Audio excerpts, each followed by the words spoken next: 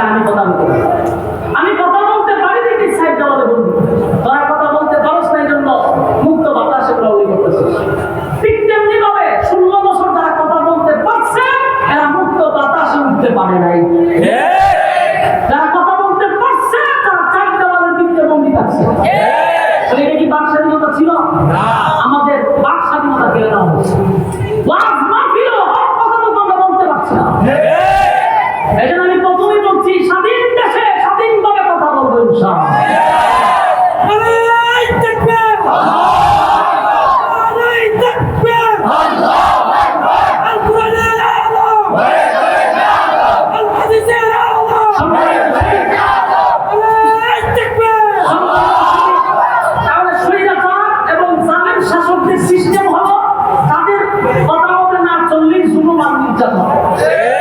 এই জন্য আমরা এই স্বাধীনতার মধ্যে কি পাইছি না পাইছি আমি জানি না, তবে একটা জিনিস পাইছি, এটা হলো বাক শক্তি, বাক স্বাধীনতা।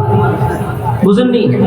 মানে কথা বলার স্বাধীনতাটুকু পাইছি, বাকি অনেক কিছু পাইছি, কি পাইছি না এটার হিসাব মিলাইতে পারতেছি। কিন্তু এটা পাইছি যে কথা বলার স্বাধীনতা এখন আছে। আমার কথার দিকে কি মনোযোগ আছে আপনারা? মেহেরবানি করে কথা বলেন, পিছনেও কথা বলেন না, পিছনে কথা বলেন। শুনেন, তো আমরা এই দ্বিতীয়বার স্বাধীন হওয়ার পরে আমরা কি পাইছি? বাক স্বাধীনতা, মানে কথা বলা স্বাধীনতা পেয়েছি। আগে কথা বললে অনেক সাইন ছাড়া কেউ কেউ করে উঠতো, এখনই সুযোগ আসেনি, সুযোগ নাই। এই জন্য মেহেরবানি করে আমরা কথাগুলি শ্রবণ করবো একেবারে আগ্রহের সাথে। আমি আপনাদের সামনে সূরা বুরুজ, কোরআনের 30তম পারার 85 নম্বর সূরা, সূরা বুরুজ আপনাদের সামনে আমি তেলাওয়াত করছি। এই সূরা বুরুজ নাযিল হয়েছে মক্কাতুল মুকাররমায়। খুব মনোযোগ দিয়ে শুনবেন। দেখেন, প্রথমেই বলছি, আলোচনার শুরুটা যদি মনোযোগ না দেন শেষে বুঝবেন না। আর আপনারা মাগরিবের পরে যে পরিমাণ রোদ জমা হয়েছে, এতে বোঝা যায় আপনারা ওয়াজ শুনতে আসছেন না গিচ্ছা শুনতে আসছেন।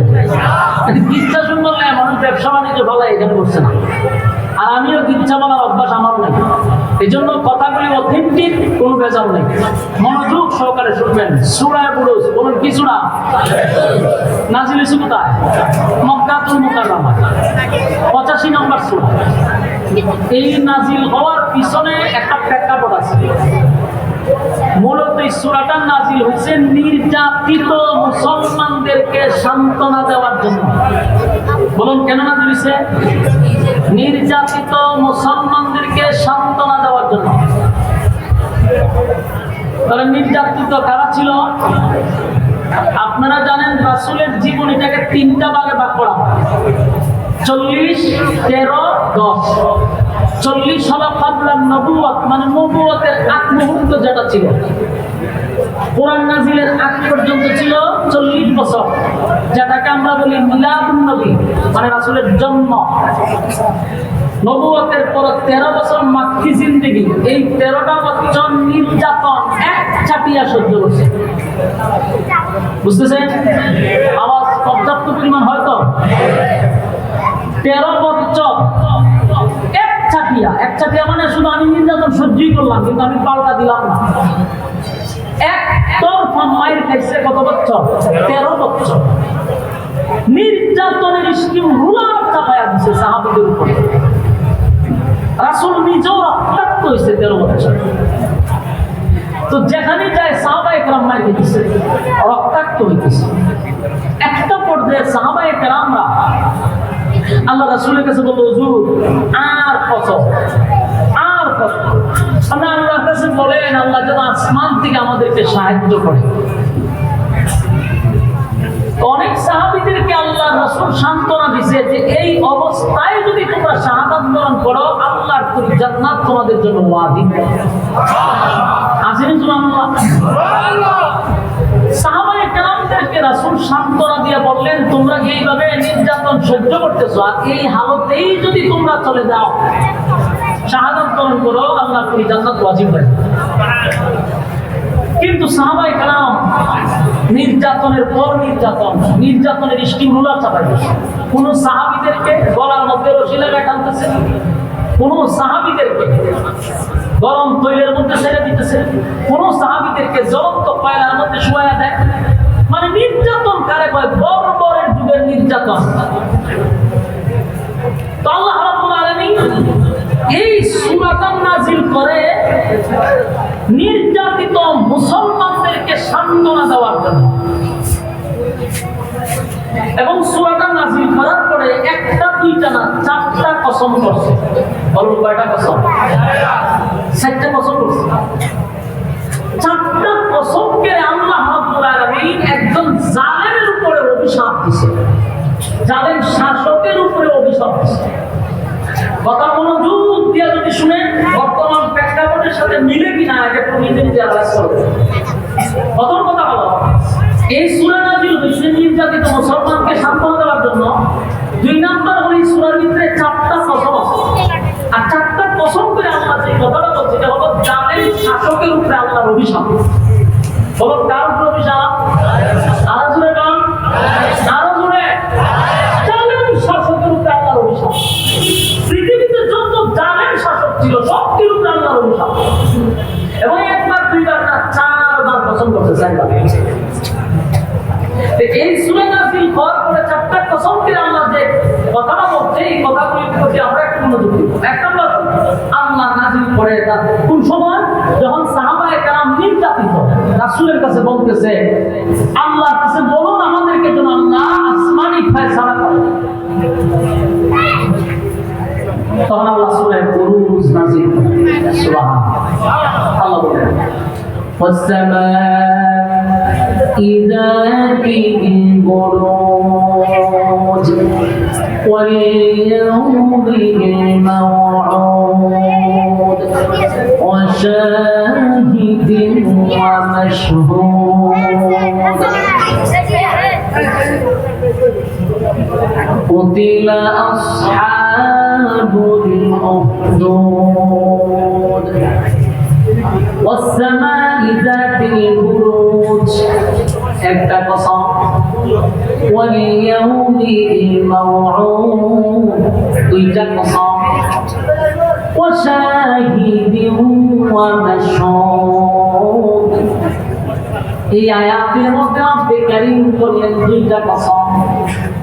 والسماء ذات البروج দুর্গ বিশিষ্ট আকাশের কসম, নক্ষত্রের কসম, ওয়ালিয়াউমিল মাউউদ পরকালের কসম, পরকাল যেদিন আল্লাহ বিচার হবে।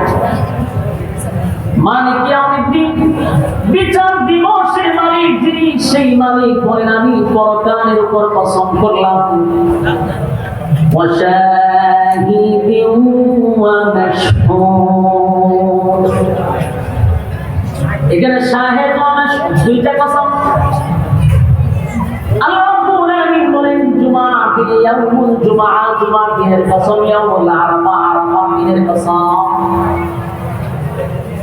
তাহলে চারটা কসম করলেন, চারটা কসম কে রব্বে কারীম বলেন কুতিলা আসহাবুল উখদুদ والسماء ذات البروج واليوم الموعود وشاهد ومشهود। আল্লাহ বলেন আকাশের কসম, পরকালের কসম, জুমার দিনের কসম, আরাফার দিনের কসম। যে দিনগুলা ঘুরে ঘুরে ঘুরে ঘুরে মানুষের সামনে, সেই দিনগুলার কসম।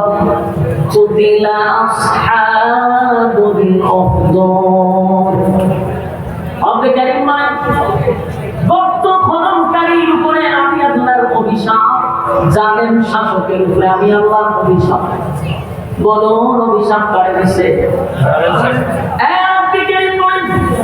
জালেম শাসকের উপরে আমি আল্লাহর অভিশাপ।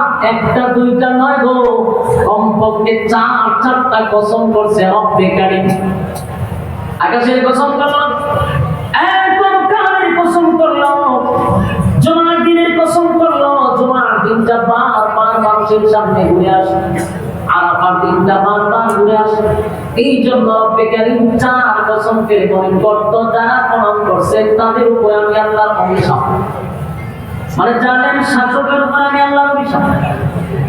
এখন শুনে সূরা ভিতরে চারটা কসম করে একটা গর্ত খননকারীর ব্যাপারে আল্লাহ কথা বলছে, তাহলে গর্ত খনন কে করলো সেই বিষয়টা জানার দরকার আছে না নাই? এটা আস্তে আস্তে আপনারা যখন সামনে যাবেন আলোচনা ধারাবাহিকতায় আপনারা বুঝতে পারবেন যে গর্ত খনন কে করছে। এরপর আল্লাহ বলেন কুতিলা সাবরাত গর্ত খননকারীর উপর অভিশাপ, আন্নারি জাতিল ওয়াকুদ, গর্তের ভিতরে ধাউ ধাউ করে আগুন জ্বলছিল। তাহলে নিশ্চয়ই আগুন কেউ লাগিয়েছে, কথা হয় না? গর্ত খনন করছে, আবার গর্তের ভিতরে কি করছে? ধাউ ধাউ করে আন্নারি জাতিল ওয়াকুদ, ধাউ ধাউ করে আগুন জ্বলছিল। ইযহুম আলাইহা বলেন তারা সেই গর্তের পাশে বসে সব দেখেছিল। তাহলে আগুন জ্বলছে, আগুনের পাশে বসে কেউ দেখছে, কথা বলা আওয়াজ দিবে। এখানে বলছে না রিজাকি ওয়াকুদ, মানে গর্তের ভিতরে দাও দাও করে আগুন জ্বলছিল। ইযহুম আলাইহা গর্তের কিনারায় বসে তারা দেখেছিল। ওহুম আলা মা ইয়াফআলুনা বিল মুমিনিনা শুহুদ। রব্বে কারীম বলেন ইমানদারের সাথে যা কিছু ঘটেছিল তারা সব দেখেছিল। কারা দেখেছিল? যারা গর্তের কিনারায় বসেছিল তারাই তো দেখছে। এরপর রব্বে কারীম বলেন ওয়ামা নাকামু মিনহুম ইল্লা আন ইউমিনু বিল্লাহিল আজিজিল হামিদ। ইমানদারের সাথে তাদের কোনো শত্রুতা ছিল না, একটাই শত্রুতা মিটা হতা এক আল্লাহর উপর ঈমান আনছে। এক আল্লাহর উপর ঈমান আনার কারণে তাদেরকে এমন ভাবে নির্যাতন করা হয়েছে যেটা ভয়াবহ নির্যাতন, যে ঘটনাটা আমরা সূরা বুরুজের ভিতরে ঢুকায় রাখছি। এবার আসলে আমি আপনাদের সামনে বিস্তারিত করার চেষ্টা করি যদি আপনারা শোনার ধৈর্যটা আছে আপনারা কথা যদি প্রথম থেকে না বলেন শেষ করতে না। এখানে কয়েকটা কথা, একটা হলো সূরা নাযিল হয়েছে নির্যাতিত মুসলমানকে সান্ত্বনা দেওয়ার জন্য। যদি সূরার ভিতরে কি আছে যেটা শোনাই আল্লাহ সাহাবীদেরকে সান্ত্বনা দিবে, নিশ্চয়ই কোনো ঘটনা আছে। আবার এই সূরার ভিতরে চারটা কসম, চার কসম করে আল্লাহ গর্ত খনন যে করছে তার উপর অভিশাপ দিয়েছে। তাহলে গর্ত খননকারী কারা আগে আমরা চিনা দরকার, কথা বলেন। গর্ত খননকারী হলো রাসূল সাল্লাল্লাহু আলাইহি সাল্লাম দুনিয়াতে আসা প্রায় ৮০ থেকে ৯০ বছর আগে। বলুন রাসূল দুনিয়াতে আসার কত বছর আগে? ৮০ থেকে ৯০ বছর আগে একটা জালেম শাসক ছিল। রাসূল দুনিয়াতে আসার বহু বছর আগে এই জালেম শাসক নিজেকে খোদা দাবি করত। নিজের কি বলতো? আমি খোদা। তাদের যারা খোদা মানত না তাদেরকে কারণে অকারণে নির্যাতন করত, জুলুম করত, গুম করত, আয়না করে বন্দী করে রাখত।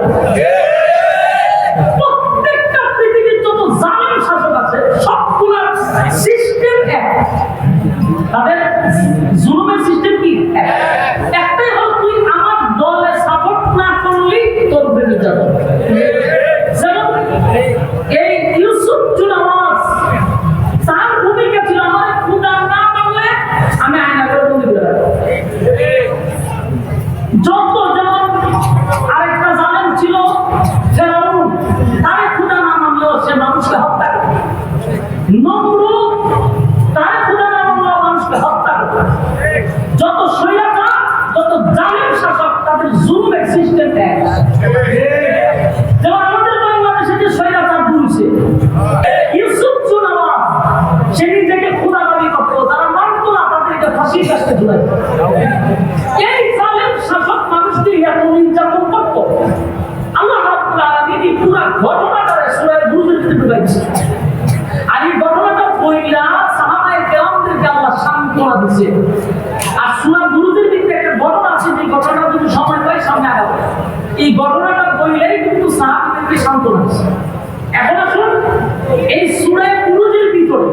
একটা কসমের পর আল্লাহ জানেন শাসকের উপর আল্লাহ অভিশাপ দিয়েছে والسماء ذات البروج والطير قسم واليوم الموعود والقمر قسم واليوم الموعود والشاهد ومشهود جمع দিনের কসম আরাফাত চার কসমের পরে বলে কুতিলা সাবুল উখদুদ গর্ত খননকারীর উপর আমি আল্লাহ অভিশাপ গর্ত খনন করছিলেন ঘটনাটা শুনুন এই বাদশা ইউসুফ জুনাওয়াজ নিজের খুদা দাবি করতে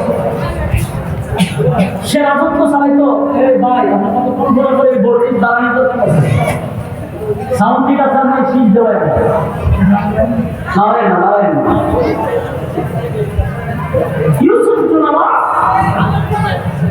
নির্যাতন করত তার যুগে যে প্রচলনটা ছিল সেটা ছিল জাদু বিদ্যা যে দিদিটা ছিল জাদু বিদ্যা মন্ত্র দিয়ে দেশ চলে তো জাদু বিদ্যা দিয়ে তাদের সময় একটা প্রভাব ছিল জাদু বিদ্যা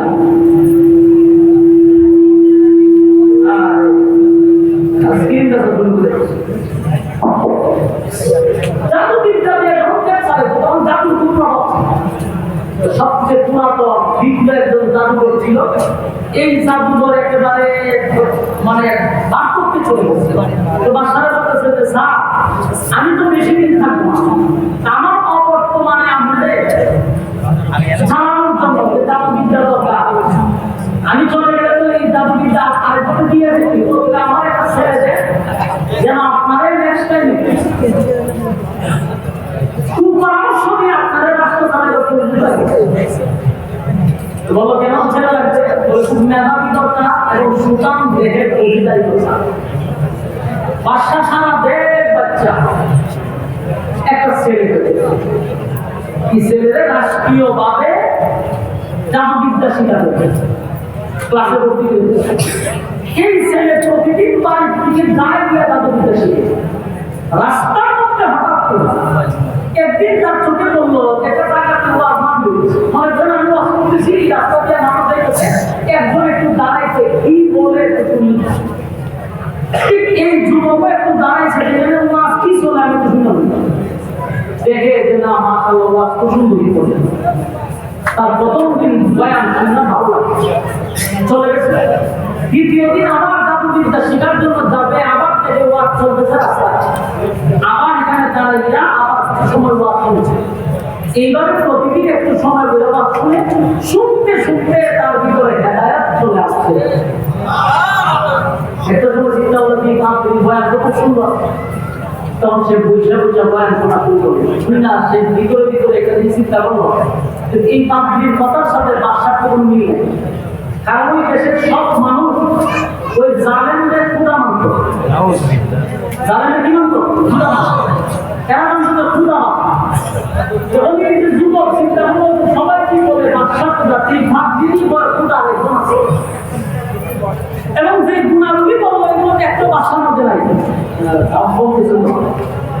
এই গুণাগুণ একটা বাসার মধ্যে কি নাই পাত্রীর বক্তব্য শুনে তার কাছে ভালো লাগছে এক পর্যায়ে সে পাত্রীর কাছে এসে বললো যে আপনি যে ক্ষুধার ওয়াজ করতেছেন যে রোগের পরিচয় দিতেছেন আমার কাছে খুব যুক্তি লাগছে ভালো লাগছে আমি সেই রোগের অনুসরণ করতে চাই সুবহানাল্লাহ পাত্রী যুবকের তুমি রাষ্ট্রীয়ভাবে জাতিবিদ্যা শেখো তোমার সমস্ত খরচ বহন করে দেশের সরকার আমি যদি তোমার কালেমা পড়াই তাহলে এর ভয়াবহ পরিস্থিতি আমার তো হবে তবে তুমি যদি ইমান আনবা আমি তোমার কালেমা পড়াবো কিন্তু আমার নাম তোমাকে আবদ্ধ বললো না বলে আমার দিনের কাজ করতে সমস্যা হয়ে যাবে আমি আর কাজ চালাতে পারবো যুবক কালেমা পড়ছে ওই ইমান আনছে সুবহানাল্লাহ এখন যুবকের ইমানি চলবে করছে জাদুবিদ্যা শিখে ফাঁকে ফাঁকে দিনের কাজ করে দিনের কাজ করা যখন শুরু করে দিল একটা পর্যায়ে এই যুবকের ভিতরে এমন ইমানের জজবা তৈরি হয়েছে যুবক অনেক অসুস্থ মানুষের শরীরে হাত বুলাইয়া দিলে চা ফুট দিয়ে অসুস্থ মানুষ ভালো হয় সারা দেশ আস্তে আস্তে যুবকের পরিস্থিতি বাড়ছে অনেকে মনে করতো যে জাদুবিদ্যা শিখছে তো রাষ্ট্রীয়ভাবে যুবকের জাদুবিদ্যার পাওয়ার অনেক বেশি নিজের রূপ ভালো যাবে আসলে কিন্তু রূপ ভালো হয় বলবেন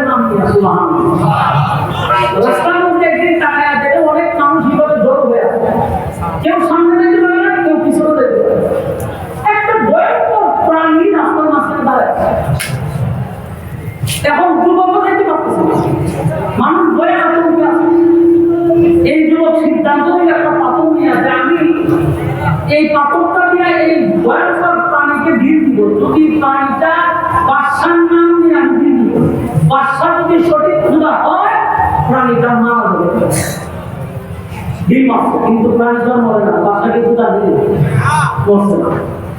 যুবক ভাই, এখন আমি যে রবের ডিম আনছি, এই রবের নাম নিয়ে ডিম আনলাম, সাথে সাথে প্রাণী মারা গেছে। এই দৃশ্যটা আশেপাশে যারা ছিল সবাই দেখছে। এখন দেখার পরে দেখি যুবকের জ্ঞান আছে না,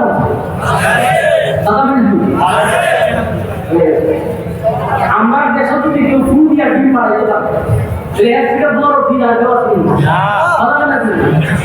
এবার যদি মাথার মধ্যে জোর চায় কোনো অসুবিধা নেই, লাল সাদা অসুবিধা, ল্যাংটা থাকলেও অসুবিধা নেই, কিন্তু ফুল দিয়া ডিম মারাইতে সারা দেশ আপাট হয়ে মহিলা যদি শুনতে পারে তার কাছে ফিরে কেন হতে। আর এই যুবক অসংখ্য মানুষের সামনে ডিম দিয়া বিশাল করে একটা প্রাণীকে মারত, ভয়ঙ্কর প্রাণীকে মানুষের মধ্যে বলা বলে চলেছে যুবক সাধারণ কোন যুবক না। গ্রামে গঞ্জে শহরে বন্দরে যুবকের নাম ছায়াপূর্ণ, এত বড় মানুষের সামনে ভয়ঙ্কর একটা প্রাণীর ছোট্ট একটা পাথর দিয়া ডিম মেরা মেরা করেছে। যুবকের ভিতরে কোনো কিছু আছে, দলে দলে যুবকের কাছে দেওয়া হবে। কেউ কুষ্ঠরোগ হয়ে যায়, কুষ্ঠরোগ নিয়ে যাওয়ার সাথে সাথে যুবক যখন মালিকের নাম করে ঘুরে বলা হয় কেন এই পরিস্থিতিতে প্রচার হইতে হইতে হইতে পার্লামেন্ট পর্যন্ত চলে গেছে। তো পার্লামেন্টে একজন মন্ত্রী চোখে অঙ্গ ছিল, কিছু দেখতো না। এই মন্ত্রী যখন শুনছে যে এই যুবকের কাছে গেলে সব ভালো, এই মন্ত্রী একটা বাস্কের ভিতরে স্বর্ণ রূপা টাকা পয়সা সব ভরিয়া যুবকের কাছে চলে গেছে। সব টাকা পয়সা স্বর্ণ সব তোমার বিনিময়ে চোখ ভালো করে বলুন তো দেখি, চোখ ভালো করার ক্ষমতা যুবকের আছে? চোখ ভালো করে এবার যুবক বলে মন্ত্রী ভুল ধারণা নিয়ে তুমি আমার কাছে ভুল ধারণা নিয়ে ওই ধারণা নিয়ে সেটা তোমার ভুল। চোখ ভালো করার ক্ষমতা আমার নেই, আছে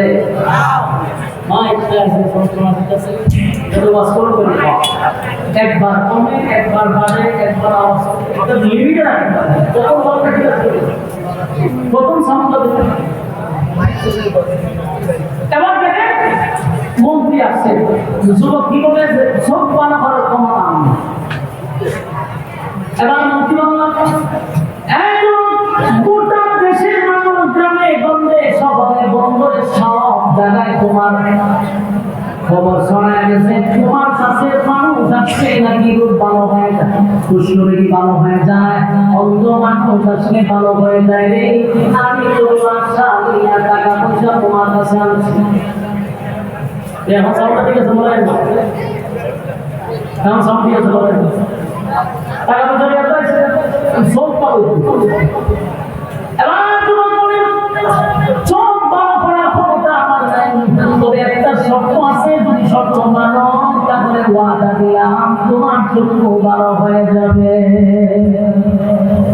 মন্ত্রী বলে কি বলে, আমি যে রবের ইমান, তুমি যদি সেই রবের ইমান আনতে পারো তাহলে আমি রবের কাছে বলবো না আপনার চোখ ভালো করতে পারবে। মন্ত্রী বলে আমি রবের কাছে থাকি আর আপনি রবের কাছে। আজকে এত বছর ধরে পার্লামেন্ট আছি, আমার রবে আমার প্রতিদিন যেহেতু সব করা করতে পারলাম, হ্যাঁ মনে করছে বাদশাহী তো রব, বাদশাহী তো খোদা। যুবক মনে করছে বাদশার কথা। যুবক বলে না, বাদশাহ কোনদিন খোদা হতে পারবে খোদা খোদা খোদা হওয়ার যতগুলো কোয়ালিটি দরকার একটা বাদশার মধ্যে এই জালেম শাসক কোনদিন খোদা হতে পারে না। আমি যে রবের কথা বলতেছি, রব আসমান জমিন আমাদের করে যিনি সৃষ্টি করছেন, উনি করেন স্রষ্টা। সেই রবের উপরে যদি ঈমান আনো, ঈমান আনিয়া মালিকের কাছে বইয়া বলছো প্রমাণ করে। মন্ত্রী বলছে মহামুশকিল, আমরা বাদশা কোথায়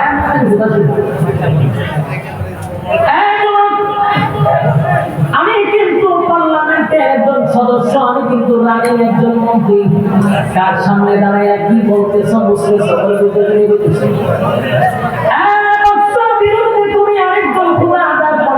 যদি এটা বাদশার কানে যায় রে তোমার মৃত্যুদণ্ড হবে, এটা কি তুমি জানো? যুবক বলে আমি জানি, কিন্তু আমার রবকে আমি বলতে পারবো না।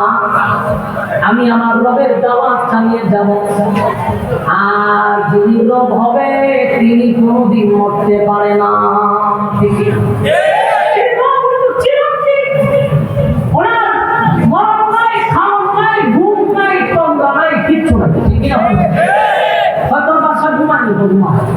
তোর বাসা খায় নি খা, তোর বাসা মরবনি করতে হয়, এটা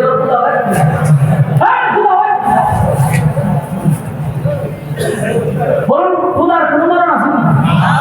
ঘুম আছে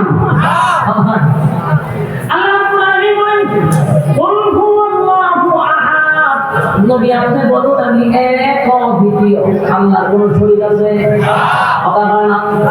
মালিকের কোন শরীক নাই, কোন ইলাহ নাই। আল্লাহুস সামাদ, আমি কারো মুকাফিক কিনা। আল্লাহ বলেন লাম ইয়ালিদ ওয়া লাম ইউলাদ, আমি কারো কাছ থেকে জন্ম নেই নাই, কাউকে জন্ম দেই নাই। ওয়া লাম ইয়াকুল লাহু কুফুওয়ান আহাদ, আমার সমকক্ষ আর কেউ নাই। সুবহানাল্লাহ। শুনো তাই রব্বুল কারীম বলেন লা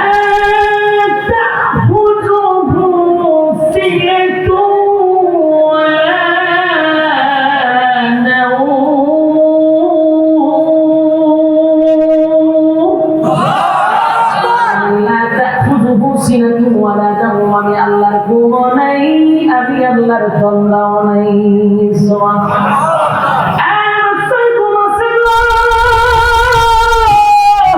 বাচ্চার কিন্তু ঘুম আছে, বাচ্চার কিন্তু তন্দা আছে। আমি যেই খোদার উপরে ঈমান আনছি, আমার খোদার ঘুম নাই, তন্দাও নাই। আমার খোদার কোনো শরীক নাই, আমার খোদার কোনো ইলাহ নাই।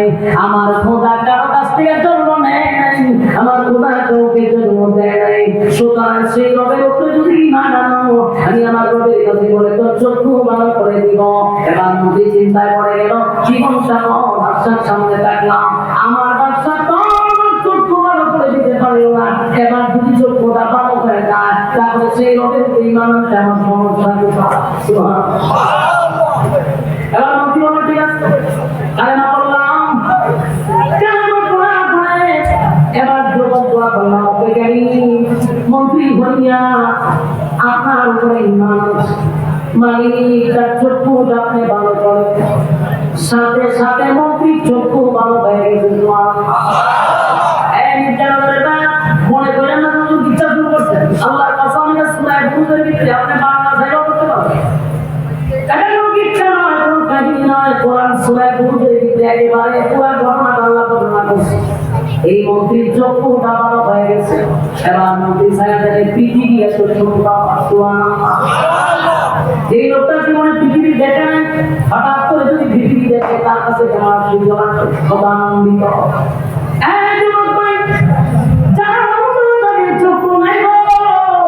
যাদের চক্ষু নাই, যাদের চক্ষু নাই, এই পৃথিবী কেমন তারা বলতে পারে না। মানুষকে আমরা কোন পৃথিবীতে বানাইছে সেটাও তারা জানে না। অনেক অন্ধরা বিবাহ করে, নিজের স্ত্রী কেমন সেটাও জানে না, নিজের সন্তানরা কেমন সেটাও জানে না। আল্লাহ আমাদেরকে কত বড় নিয়ামত দিল, দুইটা চক্ষু দিল রে। সেই চক্ষু যদি নিয়ামতের শুকরিয়া আদায় যদি কিয়ামত পর্যন্ত করি, মালিকের শুকরিয়া আদায় হবে না। কত বড় নিয়ামত করেছে।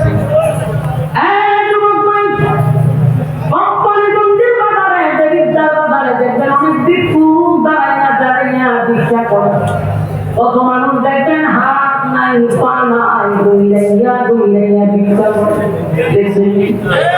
আমার জীবনে বহু ভিক্ষুক দেখছি, এর মধ্যে একটা ভিক্ষুক দেখলাম হাতও নাই, পাও নাই, তাদের দিকে তাকাইয়া শুধু 10 টাকা দিয়ে আমরা চলে যাই না। মাঝে মধ্যে তাদের দিকে তাকাইয়া মালিকের দরবারে শুকরিয়া আদায় করেন, আল্লাহ আমার আপনি দুইটা হাত দিয়েছেন, আমার দুইটা পা দিছেন, দুইটা চক্ষু দিছেন, আমার কত দাম আর কত সম্মান। যাদের চক্ষু নাই গো, যাদের হাত নাই, যাদের পা নাই, বরং তো দেখি সমাজে তাদের কোন দাম আছে? সমাজে তাদের কোন দাম নাই। যার হাত নাই, যার পা নাই, তার লইয়া কেউ ঘুষে গিয়া কফি খায় না, তার লইয়া কেউ সেলফি তুলে না। আমার আল্লাহ দুইটা হাত দিল, দুইটা পা দিল, মানুষ আমার লইয়া সেলফি তুলে, আমার কফি খাওয়ায়, আমার একটা চেয়ার দেয় বসার জন্য, আমার দুইটা পা আছে, হাত আছে। মানে মধ্যে ভিক্ষুকের দিকে তাকাইয়া টাকা দিয়ে চলে আসবেন না, অনুরোধ করলাম তাদের দিকে তাকাইয়া মালিকের তো আমার সুখে আদায় করবেন আর বলবেন আল্লাহ এত বড় নিয়ামত তোমার গোলামি করি না, আমার মতো কৃষক পৃথিবীর জমিনে নেই। যার চক্ষু এসে আপনারা মিজানুলের বন্ধু আছে না, আগে চক্ষু ছিল, এখন আসিল না, ছিলি তো। এই লোকটাকে দেখতো, এখন দেখে না, কেমন লাগে তার প্রতিটা মুহূর্ত তার কাছে এখন আমাদের তার প্রতিটা মুহূর্ত কত কষ্টের, আগে দুনিয়া দেখছে, এখন দেখে না কত কষ্ট। এই জন্য চোখ করলে আমার মন্ত্রী চিন্তা করলো এত বড় নিয়ামত আমি পাইলাম, পৃথিবী এত সুন্দর আমি কোনদিন দেখি, মানুষ কেমন সেটা তো দেখি নাই। মন্ত্রী পাগল হয়ে গেছে, এবার মন্ত্রী আনন্দে বাড়াবাড়ি লক্ষ্যে রাখতেছে না, জীবনটা বড় ইউসুফ জুনাবাদ জালেম শাসককে আমি রব করে রেখে আসছি, কোনদিন আমার চক্ষু ভালো করতে পারে না। আমার রবকে শুধু একবার দেখলাম,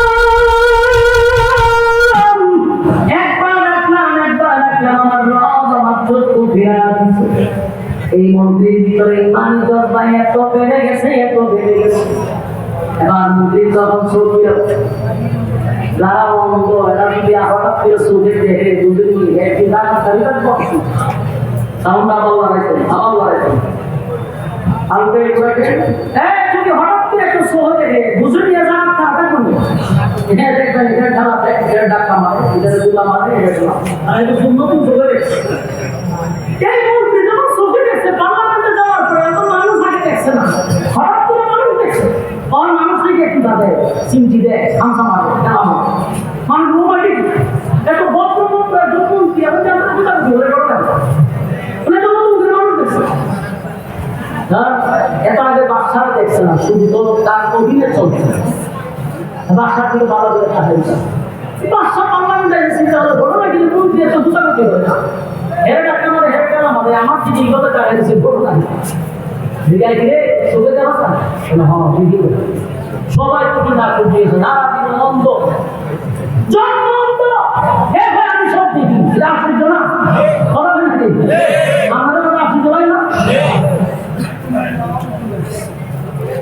যত এমপি মুখে এরা কথা পেয়েছে এই কি জন্ম অন্ধ লোকে বাসার দিকে টাকা দিয়েছে, মানুষ কিন্তু তো আমার খেলা মারছে বাসার দিকে হঠাৎ করে তুই চোখ দেখে বলো না, বলে আমার রব আমার চোখ ফিরে দিচ্ছে।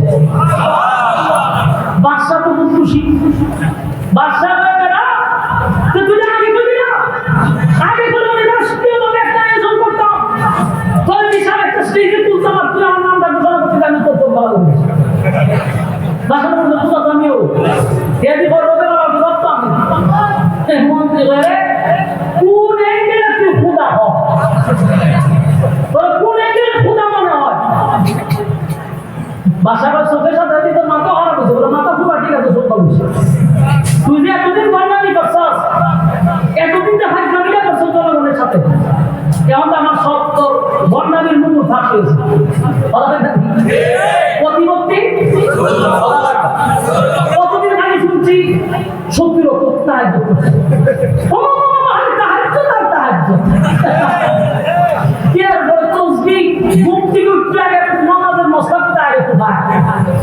এরপরে উনি তসবি কোথায় আগে ঘুম দিতে যখন বাসার দিক থেকে আমরা মদের বুধ মদের বুধ জাতির সামনে পর্দা দিতে করছে, এটা তো হাসি গেছে না সারাটা জীবন একটা যে মানুষের জুলুম নির্যাতন করে মানুষের সামনে বক্তব্য দিচ্ছেন, তাহাই তো বোঝায় তার সাথে বন্ধুরা ছিল, এরাও হয় বা কোন সত্য দেখা 70 হাত বলে চিন্তা করে। আমার জীবনে 30 বছর হয়েছে, আমার কোনোদিন একসাথে 70 হাত করছে আমার মনে হয় না। সারাদিন রমজান ছাড়া মনে হয় 40 হাতের উপরে আমরা করছি কিনা সন্দেহ আছে না? সন্দেহ আমরা আমি কথা শুনি, আমি অত বড় দিয়েছি না, কিন্তু 70 হাত কেন করে রাজনীতি মাঝ করে আমার সন্দেহ মাত্র। তখন বলছি অত বালা বালা, অত বালা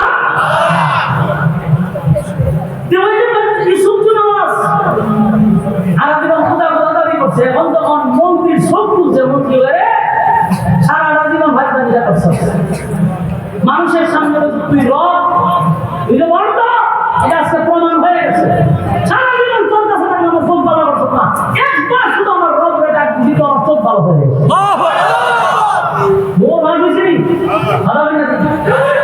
কি মায়া কান্নাটা কান্দে, যেখানে দেখবেন বেশি ভক্তি বুঝলেন লক্ষণ বেশি বাড়া, বেশি সুখী করি এগুলো কিন্তু সমস্যা আছে। কথা বলেন না তুমি, আগে তো কোথাও ছিল আমি কোথাও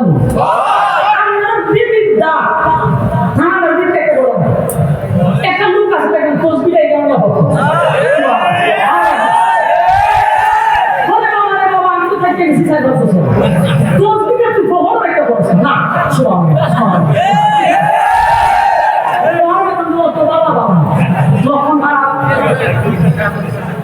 আমি একটি গেছি তার দুবার, আমার আবার খুব মহব্বত করে, মহব্বত করতে আমার আবার সবাই মহব্বত করে।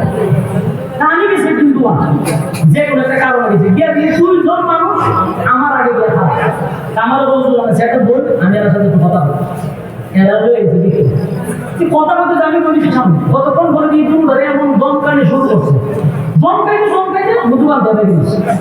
আমার ভিতরে ঢুকছে ডর, আমি সব বোনাস দেয় মারাত্মক বড় আমার কোন কথা বলে আমি আমি জায়গা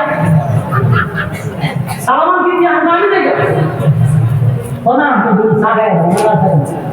আমি পুরো রঙিয়ে দেখি গিয়ে আমি তো পাল্লা রেখেছি পান পাল্লা গিয়ে দেখি ওই 2 লোক যারা বক্তে যাচ্ছে কেন দেখে লইলে না এটা বড় না কিছু না আমার এখানে ফটকা লাগছে গেলে সুন্দর ভাবে এটা সমান জান দিয়ে ভাই যাবে বড় না বলুন তা আমি না আমি আমার গুণা কথা আছে আপনি কি উনার লোক আরে না আমি তো একই গতিতে ঢুকি আমি যে রাস্তাটা আমি রাস্তায় একটা পরে বলছো একটা বিশাল হয়ে গেছে তা আমরা বলছি এটা কি মাল এবার এটা কেন বলছি এই কারণে আমরা দৌড়ে গেছি দাবি করছে আরো বুঝলাম আমি সব বলাকে তসবিপুর সমস্যা এই সময় দেখছি আমি কি করে এখানে বলা হয় অতি গতি সুরের লক্ষ্য বেশি গিরা গিরাম দেখে হঠাৎ করে শুরু করেছে বুঝলেন যেটা বর্ণ নাম্বার 1 নেক্সট সুরতে মানুষকে দুঃখ দিতে চায় বহু নেক্সট সুরতে দুঃখ বাংলার জমিনে দেওয়া হচ্ছে এই দিন আর নাই হয় 70 হাজার সাহিত্য মানুষকে ইমোশনাল ব্ল্যাকমেল করতে এই দিন শেষ আর মানুষ ধরে দিতে গেলে দুর্বল হওয়া যায় সাহিত্যকে রাখা যায় জন্য মানে ক্লান্তি আছে তোমার ক্লান্ত মানুষের সাথে বন্যামি করতে বহু বছর মন্ত্রী হয়ে বহু বন্যামি করছ তুই নিজের খোদাবাদি করছ তখন আমি প্রবলেম না করছি তুই আমার সব বার করেছ তুই পুনে গেলে খোদা এটা আমার তো ভালো লাগে এতগুলো মন্ত্রী বসে দিচ্ছে তারা তো সম্মান দিতে লাগছে না ওই মন্ত্রী লক্ষণ তো খারাপ মৃত্যুদণ্ড হবে ওই যে বিরুদ্ধে গেলেই তোমাকে হয় গুণ না মৃত্যুদণ্ড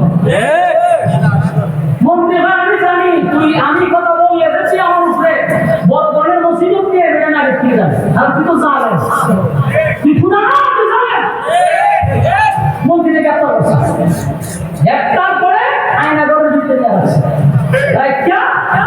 ইচ্ছা মতো রিমান্ডে মার দিচ্ছে মারতে মারতে হয় তুই এই রোদের পরিচয় পাইছ তো এই জায়গাটা মন্ত্রী তো খুব মাই গেছে মায়ের কখনো হয় না মায়ের একটি যখন বাইরে গেছে তখন বলতে বাধ্য হয় কথা বলে দিন এই যে আপনারা বৈষম্য ছাত্র আন্দোলনের যে ছাত্রগুলা ছিল কয়েকজন এরা যখন হোটেল নিচে বাদ পাওয়ার হোটেল নিয়ে ইচ্ছার মধ্যে খাওয়াইয়া এরপরে এরা একটা কাগজ ধরাই দিচ্ছে দেখো বলে আমরা একটা আন্দোলন নাই সেই ছেলেগুলা কাগজ চাই স্ক্রিপ্ট ছাড়া ঘন্টা পর ঘন্টা আমার কথা বলতে পারে এরা যদি 2 টাকা কাগজ ধরে জাতিগত হলি করতে দিলে সাধারণ নাটক কথা বলে নাকি কেন বলছে কারণ রিমান্ডে নেওয়ার পরে যখন মানুষের উপর জুলুম করা হয় মানুষ বাধ্য হইয়া মিথ্যা কথাটাও সত্য বানায় বলতে হয় সব সৃষ্টি করা মন্ত্রী এমন মার দেওয়া শুরু করছে মন্ত্রী সে সবাই আমি কইতেছি তোমার